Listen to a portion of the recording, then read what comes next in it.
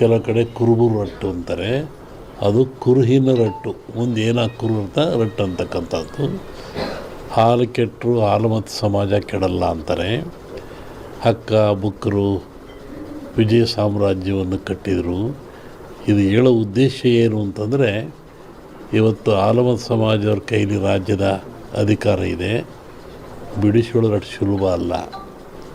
ಅವರಾಗೇ ಬಿಡಬೇಕೆ ಹೊರತು ನೀವು ಬಿಡಿಸಿಕೊಳ್ಳೋದು ಸುಲಭವಲ್ಲ. ಮುಂದಿನ ವಿಚಾರವನ್ನು ಯುಗಾದಿ ಮೇಲೆ ಹೇಳ್ತೀನಿ. ಹಾಗಾಗಿ ಒಂದು ಭವಿಷ್ಯದ ಚಿಂತನೆ ಏನು ಅಂದರೆ, ನಮ್ಮಲ್ಲಿ ಎರಡು ಭಾಗ ಮಾಡ್ತಾರೆ. ಒಂದು ಸಂಕ್ರಾಂತಿಯ ಭವಿಷ್ಯ, ಇನ್ನೊಂದು ಯುಗಾದಿಯ ಭವಿಷ್ಯ.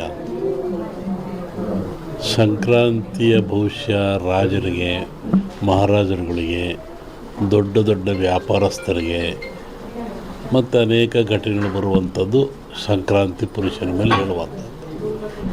ಇದು ಯುಗಾದಿ ಮೇಲೆ ಬರುವದ್ದು ಯಾವುದು ಅಂದರೆ ಚಂದ್ರಮಾನ ಯುಗಾದಿ.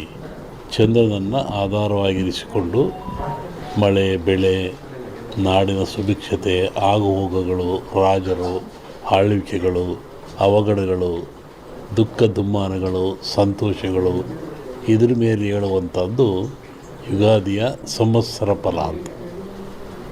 ಇನ್ನೂ ಒಂದು ತಿಂಗಳು ಲೇಟ್ ಇದೆ ಯುಗಾದಿ. ಅದರಿಂದ ಆ ಫಲ ಹೇಳೋದು ಸ್ವಲ್ಪ ಕಷ್ಟ. ಈಗ ನೀವು ಕೇಳುವಂಥದ್ದು ಏನು ಅಂತಂದರೆ, ಮಳೆ ಬೆಳೆಗಳು, ಆರೋಗ್ಯ ಮುಖ್ಯವಾಗಿ. ನಮ್ಮ ದೃಷ್ಟಿಯಲ್ಲಿ ಕರ್ನಾಟಕಕ್ಕೆ ಬರುವ ಸಂವತ್ಸರದಲ್ಲಿ ಯಾವುದೇ ವಿಧವಾದ ತೊಂದರೆ ತಾಪತ್ರಯಗಳಿಲ್ಲ.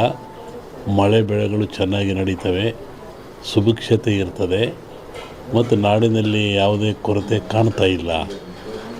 ಯುಗಾದಿಯ ನಂತರ ಕರ್ನಾಟಕದ ಬಗ್ಗೆ ಮತ್ತು ಜಾಗತಿಕ ಬಗ್ಗೆ ಭಾಳ ಅಜಾಗರೂಕತೆ ಇದೆ, ತೊಂದರೆ ಇದೆ.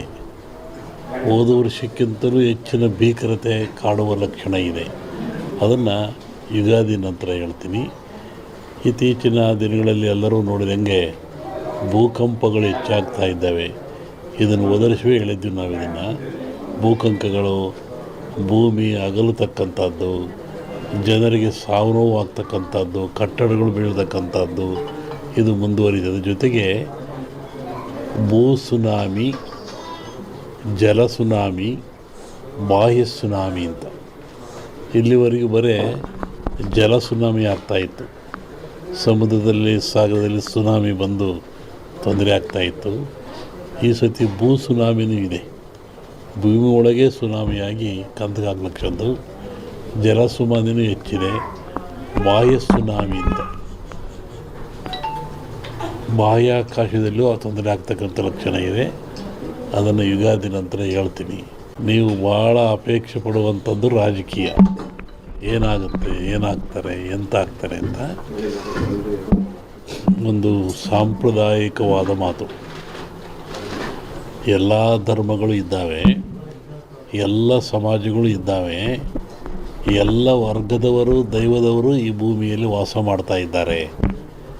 ಒಂದು ಸಮಾಜ ಪ್ರಾಚೀನ ಕಾಲದಿಂದಲೂ ಸಹಿತ ಹಾಲುಮತ ಸಮಾಜ ಅಂತ ಕರೀತಾರೆ. ಹಾಲುಮತ ಸಮಾಜ ಅಂದರೆ ಅವರು ಅಡವಿಯಲ್ಲಿದ್ದು ಕುರಿಗಳನ್ನು ಸಾಕಿಕೊಂಡು, ಕುರಿಯ ಇಕ್ಕೆಯಲ್ಲಿ ಲಿಂಗವನ್ನು ಕಂಡು ದೈವಾರಾಧನೆ ಮಾಡಿಕೊಂಡು ಬಂದಂಥ ಒಂದು ಸಮಾಜ. ಪ್ರಕೃತಿಯ ಮೇಲೆ, ಗಾಳಿಯ ಮೇಲೆ, ಭೂಮಿಯ ಮೇಲೆ ಅವರು ಅಡವಿಯಲ್ಲಿದ್ದ ಕಂಡದ್ದು, ತಿಳಿದದ್ದು, ನೋಡಿದ್ದು, ಅನುಭವಿಸಿದ್ದನ್ನು ಬಂತು. ಕನಕಾದಿಗಳು ಬಂದು, ವಿಷ ಬಂತು, ಎಲ್ಲವರು ಹಂಚ್ಕೊಂಡ್ರು. ವಿಷವನ್ನು ಯಾರು ಹಂಚ್ಕೊಳ್ಳಿಲ್ಲ.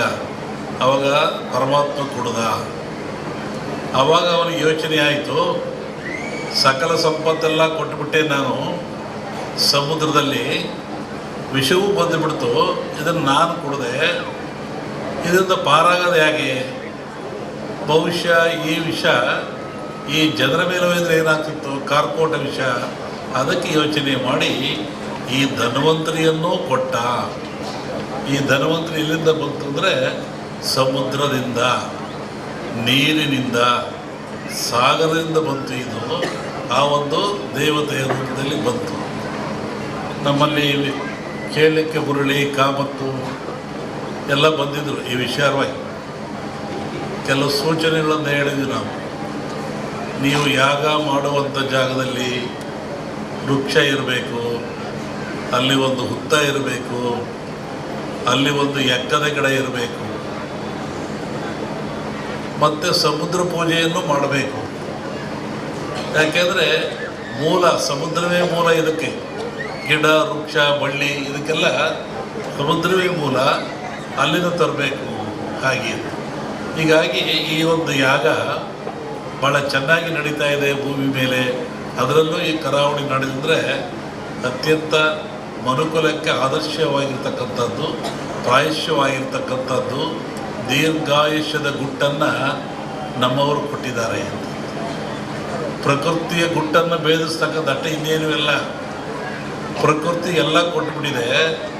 ಅದರ ಗುಟ್ಟನ್ನು ಭೇದಿಸಿ ಮನುಷ್ಯ ಉಪಯೋಗ ಪಡಿತಕ್ಕಂಥದ್ದು, ಆರೋಗ್ಯವಂತನಾಗ್ತಕ್ಕಂಥದ್ದು. ಹೋಮಗಳಂದರೆ ಏನು? ಹೋಮವನ್ನು ಯಾತಕ್ಕೋಸ್ಕರ ಮಾಡ್ತಾರೆ? ಅದರ ಉದ್ದೇಶ ಏನು? ಒಂದು ಕಲ್ಪನೆ ಆಧ್ಯಾತ್ಮಿಕ ಚಿಂತನೆ, ಮತ್ತೊಂದು ಕಲ್ಪನೆ ವೈಜ್ಞಾನಿಕವಾಗಿ ಚಿಂತನೆ.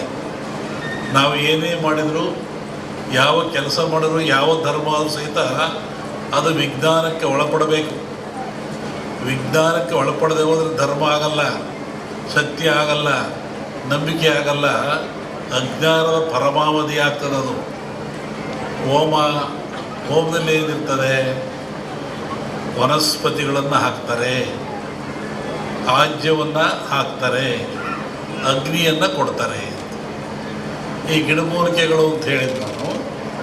ಈ ವನಸ್ಪತಿಗಳಿಂದ ಅಗ್ನಿಗೆ ಹಾಕಿ ಹೋಮ ಆಜ್ಯ ಸುರಿಯೋದ್ರಿಂದ ನಮ್ಮ ನಂಬಿಕೆ ಅಗ್ನಿ ದೇವತೆಗಳ ಮುಖ, ಅಲ್ಲಿ ಔಷಭಾಗ್ಯವನ್ನು ಕೊಡೋದ್ರಿಂದ ದೇವತೆಗಳಿಗೆ ತಲುಪ್ತದೆ. ಆವಾಗ ನಾಡು ಸಮೃದ್ಧಿಯಾಗಿರ್ತದೆ, ರೋಗ ರುಜಿನ ದೂರವಾಗ್ತದೆ. ಒಂದಾದರೆ ಅಗ್ನಿಯನ್ನು ಆರಾಧನೆ ಮಾಡಿದವರು ಯಾರು? ಇದು ಒಂದು ಪ್ರಶ್ನೆ. ಅಗ್ನಿಹೋತ್ರಿಗಳು ಅಂತಿದ್ದಾರೆ, ಅವರು ನಿತ್ಯವೂ ಅಗ್ನಿ ಆರಾಧನೆ ಮಾಡಿ ಪೂಜೆಗಳನ್ನು ಮಾಡ್ತಾರೆ.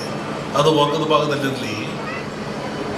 ಜಗತ್ತಿನ ಯಾವ ಸಮಾಜ ಇರಲಿ, ಯಾವ ಜನ ಇರಲಿ, ಯಾವ ಕುಲ ಇರಲಿ, ಯಾವ ಪಂಥ ಇರಲಿ, ಅಗ್ನಿಯನ್ನು ಆರಾಧನೆ ಮಾಡದಿರೋರು ಯಾರು? ದೀಪ ಹಚ್ತೀರ ನೀವು ಮನೇಲಿ, ಅದೇನು? ಅಗ್ನಿ. ಅಡುಗೆ ಮಾಡ್ತೀರ ನೀವು ಮನೇಲಿ, ಸ್ಟವ್ವ ಬೆಂಕಿಯೋ ಹಚ್ತೀರ ನೀವು.